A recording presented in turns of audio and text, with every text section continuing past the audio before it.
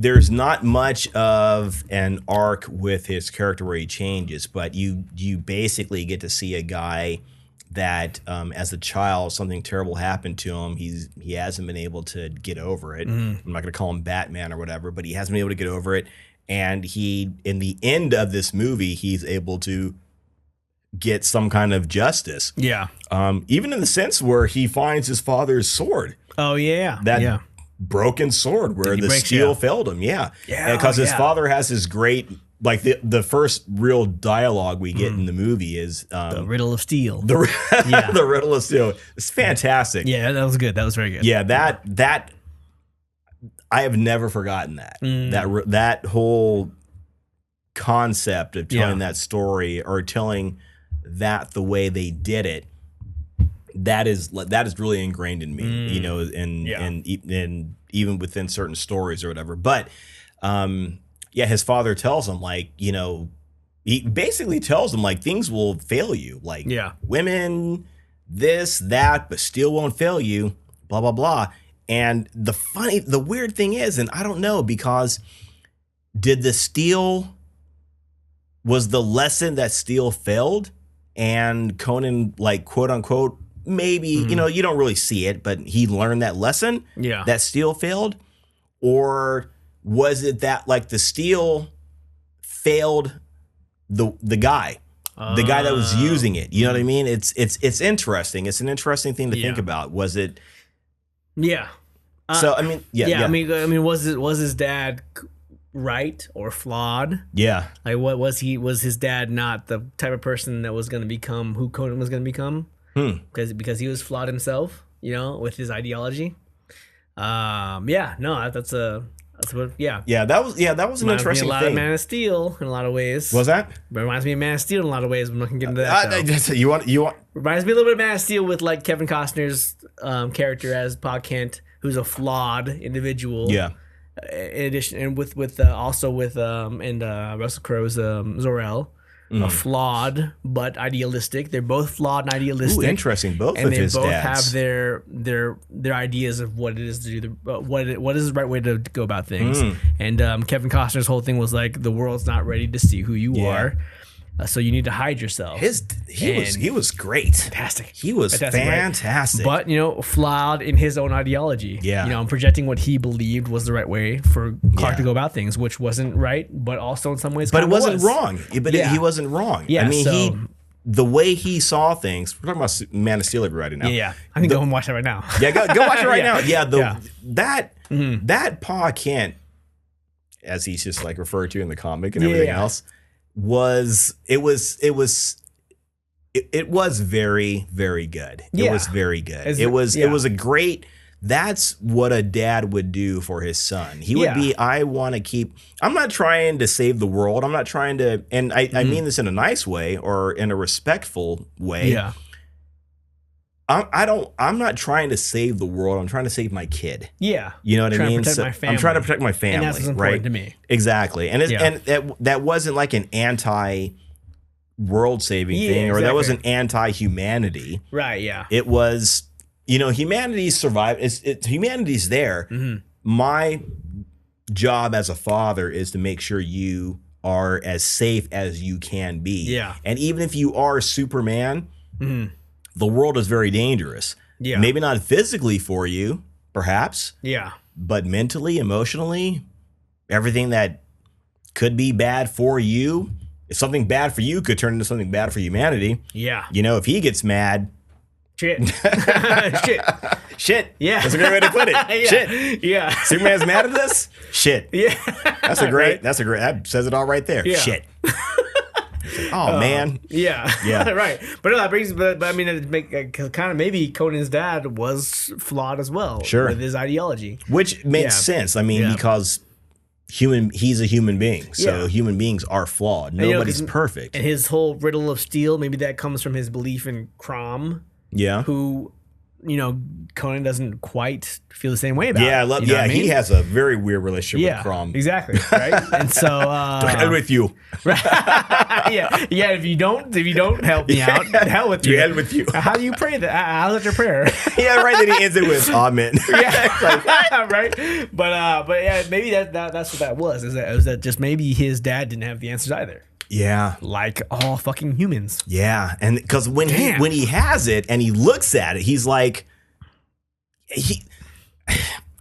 Now, see, here's the thing. Like, and I say this respectfully. I'm not trying to give this. This is going to sound mean.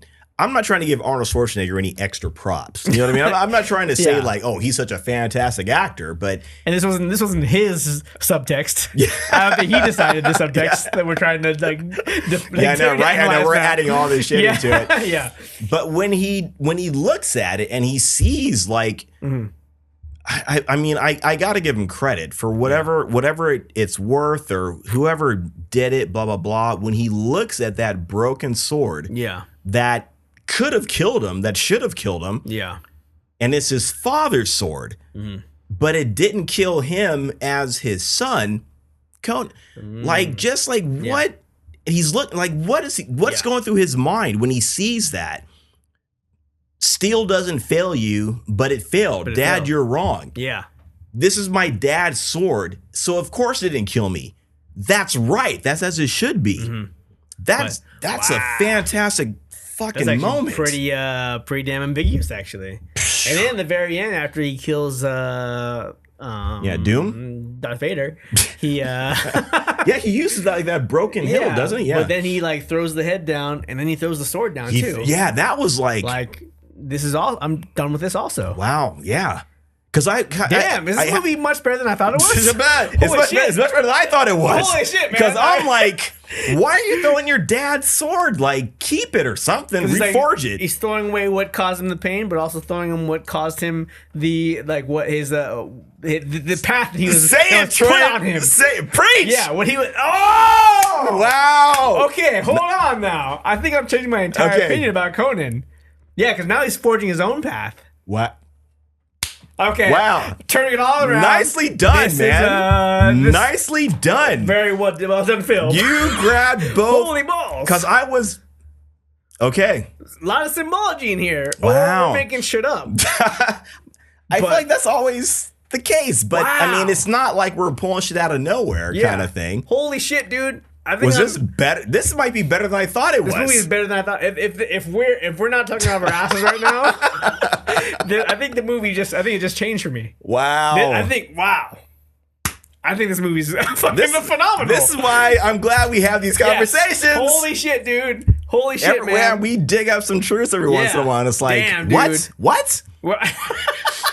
Holy crap. All right, well, I'm ready to rate this movie then. Let's roll. Originally, I gave it a 5. I was like in maybe 70 range. Yeah. But if what we're saying is the actual analysis of this movie, holy shit, that we just projected on it by also me drawing on Man of Steel somehow. There's a father and son dynamic. That's so important. it's not wrong. It's not far-fetched. Yeah, but oh man, dude, I think I may have just impressed myself. Amen. Preach, man. I'm exhausted right now. Well. Wow, man. Shit, dude. I think we gotta stop the show now. No, dude, this is, I think, because then at the very end, then it also talks about him going back to the West and doing more wars and eventually becoming a king. Yeah. He forged his own path. His own path. Damn it. I'm all right. So I'm leaving.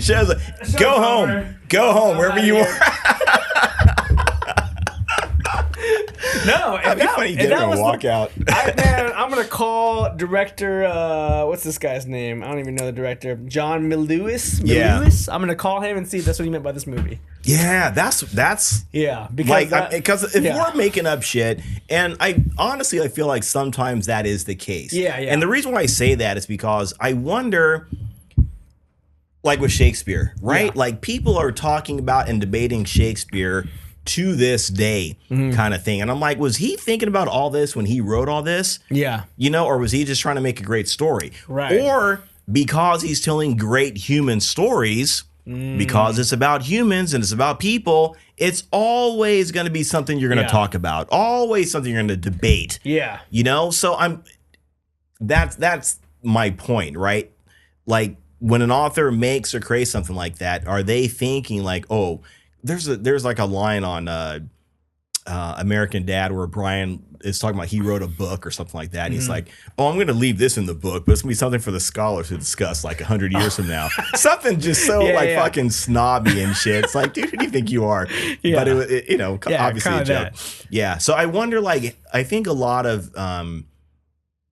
when you have stories that can be talked about and debated for years after they've come out or whatever, I think it's part of it is because the author, the creator, is good. Yeah. It has to be because they create something you can talk about. But it's because they're talking about the human condition, which every human from back then to the future is going to be able to relate to on some level. Which never is. You're never not able to relate to that. You're not able to relate to it on some level. Exactly. You know, and that's been the case for hundreds and thousands of years. And will continue to be. Going back to Gilgamesh. Yeah. The oldest story, the oldest known story in human history. Yeah. And it talks about a guy that has a best friend whose best friend is dying. His best friend is scared. He has to be there for him and comfort him, and his friend dies, and the turmoil that it puts him through.